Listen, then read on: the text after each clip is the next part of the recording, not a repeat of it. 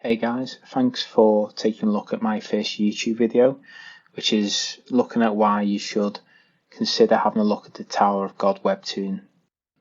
Now, the reason why I'm making this video in particular is because I saw the Tower of God anime, which is 13 episodes long. I thought when I first had a look at it, the artwork looked really good, kind of caught my attention. And in particular, my attention's not really been caught in that way since I saw animes like an anime like Haikyuu. Another thing which really caught my attention was the original soundtrack, which was by Kevin Penkin, who also did the soundtrack for Made in Abyss. Now, after watching those 13 episodes, I found myself really wanting more and wanting to explore the story a bit more and also see how the characters developed. So I ended up diving into the Webtoon material, which was about 10 years worth of content, which I ended up just consuming within about a month.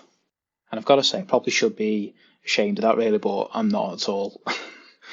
So I'm going to put a few points forward of why, if you haven't really watched the Webtoon, why it's definitely worth getting into. And I think one of the biggest reasons is that the series itself is only 13 episodes long.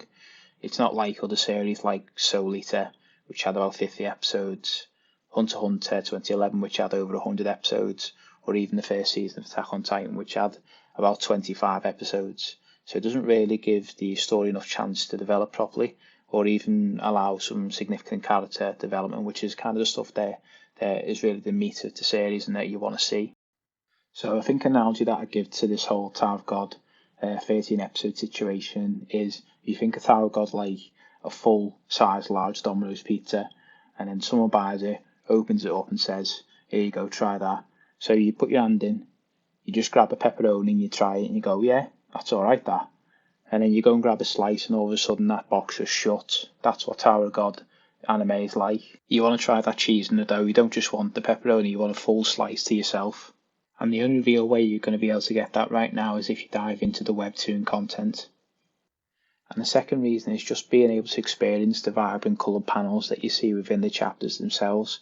It's enjoyable mainly seeing the improvement of the artist as time goes on. And just to illustrate that, here's an image of Bam in one of the first chapters that was published. And now if you compare that image to the image of one of the characters that was published in one of the latest chapters, you'll see the improvement in the artistry and the colour scheme as well. And the third reason is that it's quite frustrating waiting for anime follow-ups to actually be released. I know Tower of God Season 2 was scheduled, and if most people are patient and wait for it, then that's great. The quality might be similar to what Season 1's been like, but ultimately it's not going to cover that 10-year span of Webtoon content that's being released. And for that reason, there's no real sense in depriving yourself of all the new characters that Tower of God introduces, as well as the development of the huge and intricate world, and also seeing Bam grow generally as a character. The downside is that you'll see more of that dirty shite Rachel. And my last point is that there's no real guarantees that Season 2 will be any good. The artwork might go downhill. Kevin Penkin might have an absolute mare with the OST and just do an absolute shocker.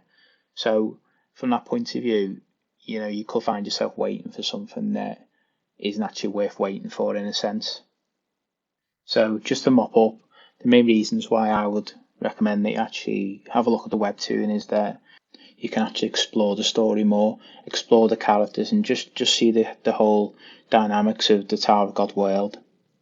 In addition, you can see the progression of the artwork quality as time goes on, which is really enjoyable to see. And finally, if you are waiting for Season 2, there's no guarantees that Season 2 will be any good.